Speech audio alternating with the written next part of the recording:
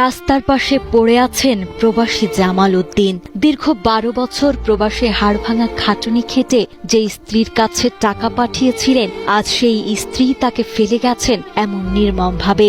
একসময় স্ত্রীর ভালোবাসার টানে পৈতৃক সম্পত্তি বিক্রি করে নিজের আপনজনদের ছেড়েছিলেন জামাল উদ্দিন। অভিযোগ উঠেছে, অসুস্থ হওয়ার পর রাতের অন্ধকারে সেই স্ত্রী তাকে ফেলে গেছেন রাস্তার ধারে। বিদেশের থেকে টাকা পয়সা দিতে বোন নামে জমি সবকিছু দলিল করেছে, দুবইরা কিডনি নষ্ট হয়ে গেছে, তার বাচ্চা জন্য বাইকের রাস্তায় ফেলাই খেয়ে গেছে।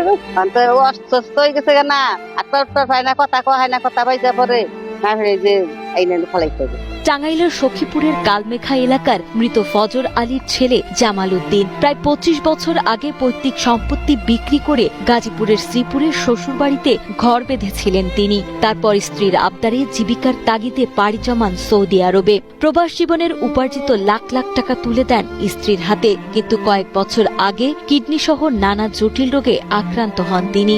৮ মাস আগে দেশে ফেরার পর থেকেই অসুস্থ এই মানুষটির প্রতি স্ত্রী রিনা আক্তার ও সন্তানদের চরম অবহেলার অভিযোগ ওঠে।